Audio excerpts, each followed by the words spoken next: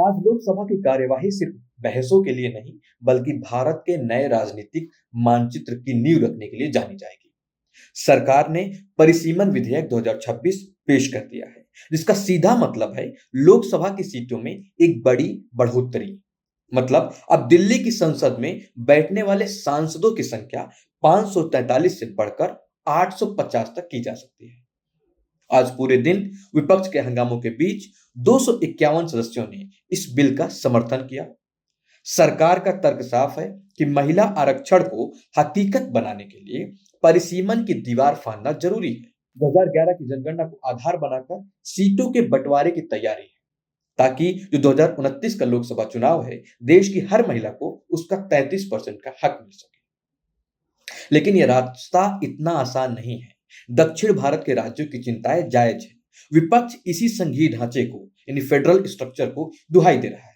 आज की यह बहस सिर्फ सीटों की नहीं, बल्कि उत्तर और दक्षिण भारत के बीच सत्ता के संतुलन की है। आज की लोकसभा ने एक ऐसी प्रक्रिया शुरू कर दी जिसका असर आने वाली कई पीढ़ियों पर पड़ेगा। जो लोकसभा की सीटें हैं वर्तमान में 543, विपक्ष कह रहा है कि उसी में से 543 में से 33% आप आरक्षित कर दीजिए महिलाओं के लिए। लेकिन इस बिल को लाइए, बिल का समर्थन हम करते हैं, लेकिन सिर्फ उन्हीं 543 सीटों पे। अब इसको कमीशन बनाने के लिए एक परिसीमन आयोग बनेगा, जिसकी अध्यक्षता सुप्रीम कोर्ट के पूर्व जज करेंगे। वोटिंग बिल पेश करने के समर्थन में तो 251 वोट पड़े, लेकिन विरोध में भी 185 वोट पड़े। अभी बताते हैं कि परिसीमन क्या है और ये क्यों जरूरी है।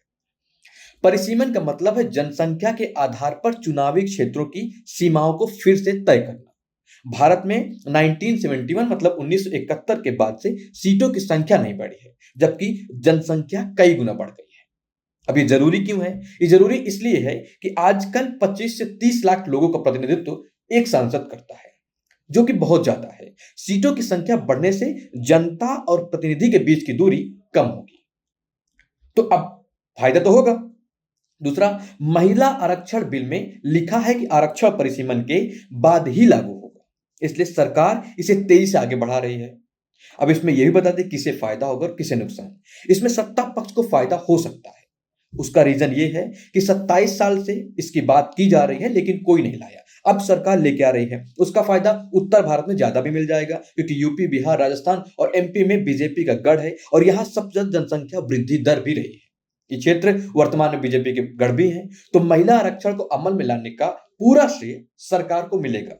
पर विपक्ष यह गलत नहीं है। विपक्ष का कहना साफ है कि आप अगर परिसीमन के बगैर लाते हैं, तो अभी जो मौजूदा 243 सीटें हैं, आप उसमें 33% की भागीदारी उन्हें दे दीजिए।